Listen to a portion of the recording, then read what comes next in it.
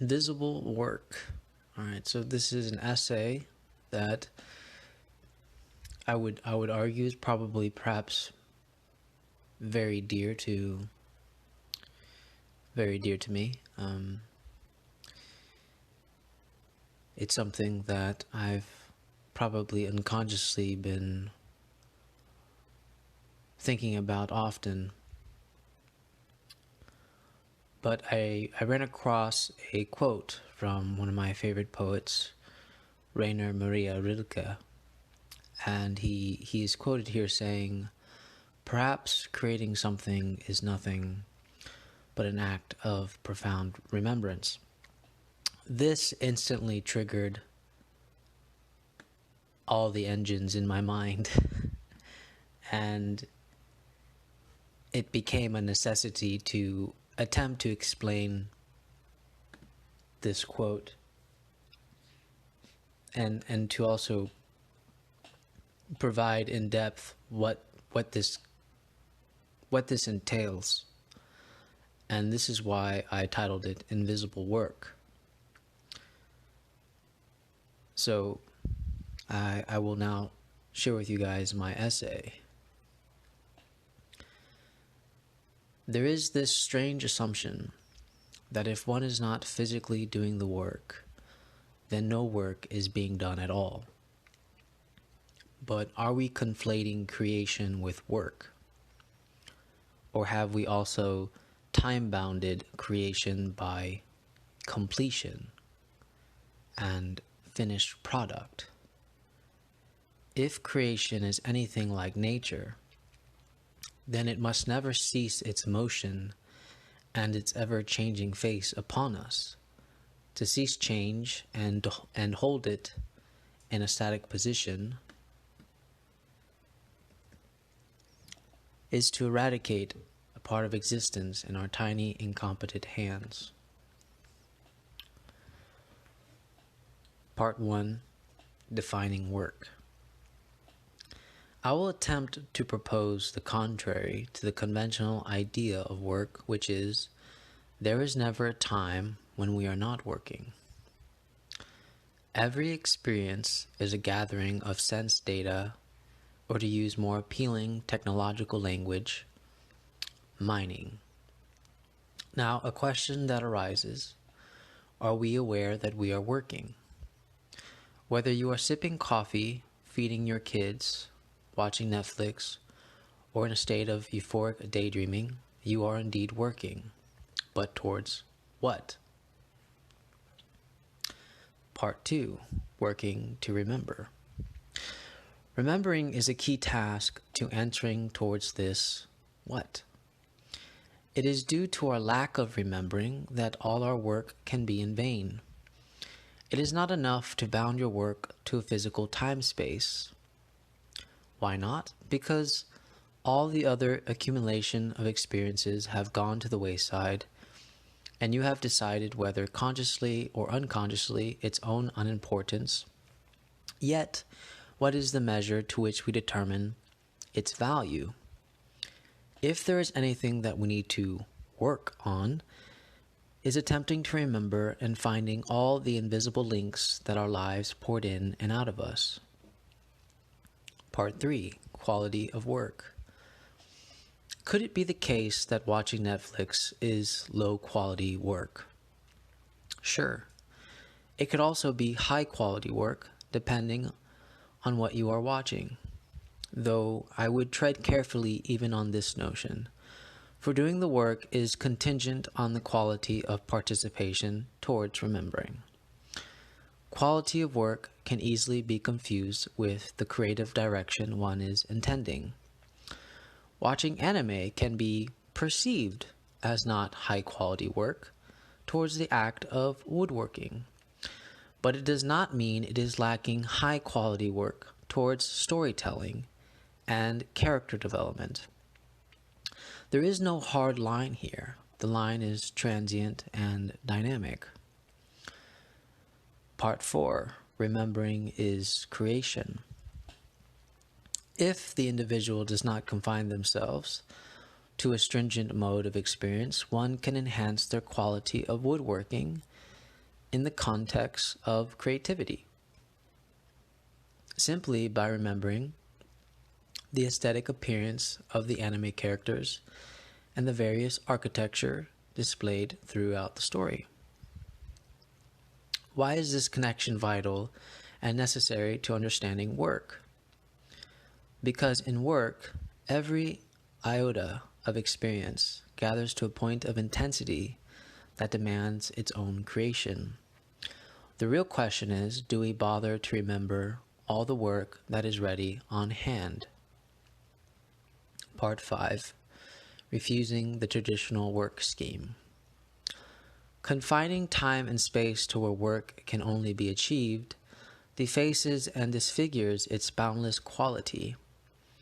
In reality, work, creation, and memory blend into one due to its dynamic and lively character.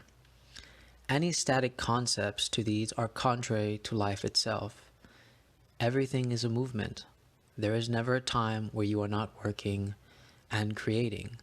It is only when we choose to plot down time like a point on a graph where one can argue that no work was done and that a physical product has failed to appear.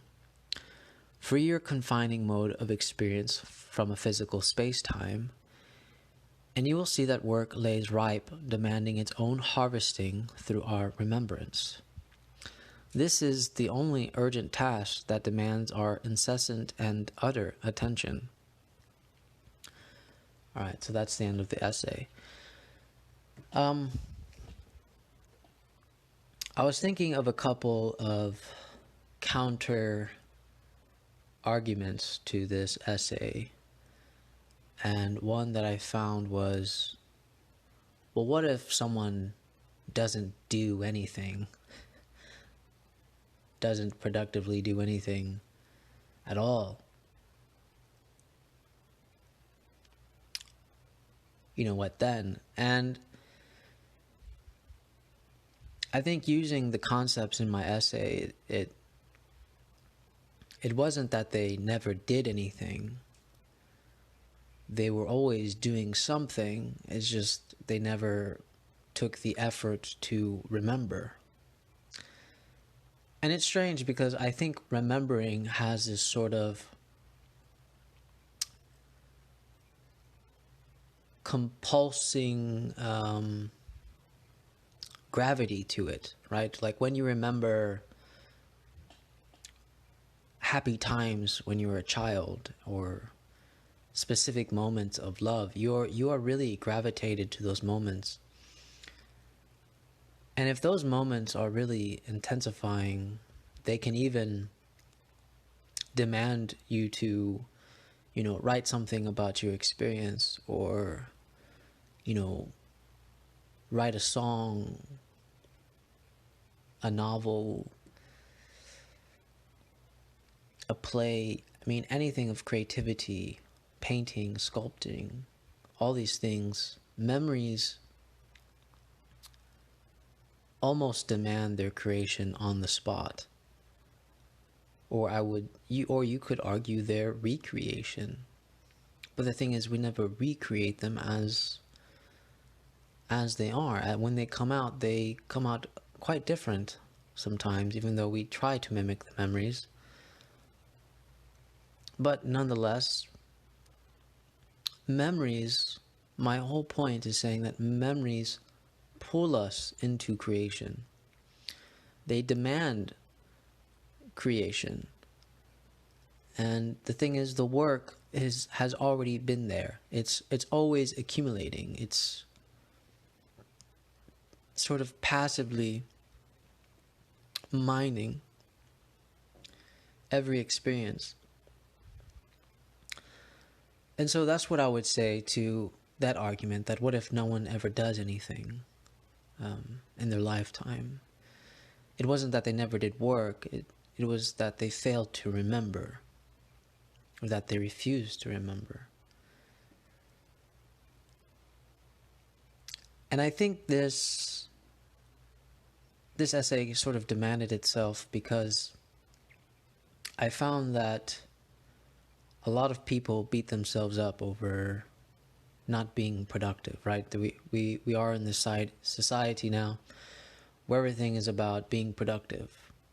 And if you aren't being productive, then you're sort of this useless human being, right? You're sort of just taking up space. And I think the whole point of my essay here is that even when it seems that you are taking up space, you're still working. It's just a matter of paying attention and remembering these very vital experiences. And making ourselves remember really opens up every realm and every door that we have ever experienced. So really the only work that is demanded here, as I have said in my essay, is that it's memory. It is memory. And I see people beating themselves up all the time for not being productive, and the guilt I see on their faces. And, I've fallen victim to this as well.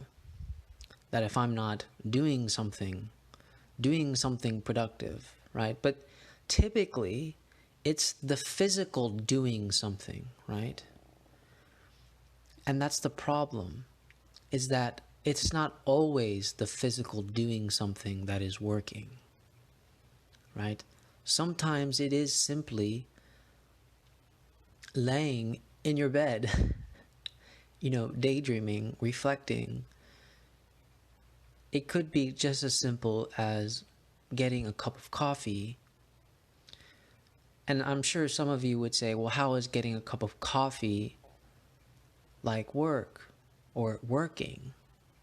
Well, that's the thing, right? You have to pay attention. How can you incorporate picking up a cup of coffee, making a cup of coffee, pouring in coffee into a cup? How do you incorporate that into something creative, into something that comes to life? How do you make that? And in many ways, I could use an example of storytelling, right?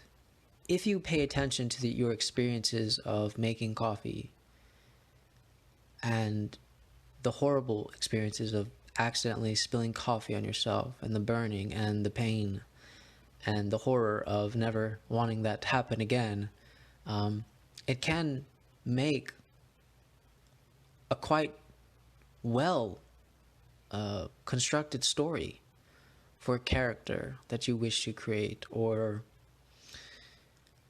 really any experience. So it's just a matter of, I think the problem that most people would have with my essay is really if we are sort of narrow-mindedly restricting ourselves to a specific direction, right? And I did, again, give this example in the essay, right? Where it's like, if your work is solely woodworking, it almost feels like to simply get a cup of coffee or watch Netflix is sort of unnecessary to the contribution of your craft and work of woodworking. But my whole argument is that is not necessarily the case, but it is simply a matter of paying attention. And sometimes the best way to pay attention is our attempt in remembering, right? With remembering and trying to remember, we have to pay attention to things, almost to a very intimate detail. And when we do that, we realize that everything is already here. right? The work is here. The creation itself, the invisible product, is already there in your hands. All you have to do is simply bring it into being, right? But it's already there. It's what one of my favorite poets would say, it's making the invisible visible, right? And so I attribute the same thing to work. Work also has this, we have mistaken work to only be visible. But in reality, the invisible work is what makes the the invisible work makes the visible work possible. And I think that is our grand mistake in the traditional work scheme of our lives. So I hope that, if anything, if anything, this essay I know isn't perfect and it may have flaws, but I think when we address time, it really puts in perspective what work can mean. And so if you spend your whole 10 years not doing anything, my argument is that you're not really doing anything, is that you are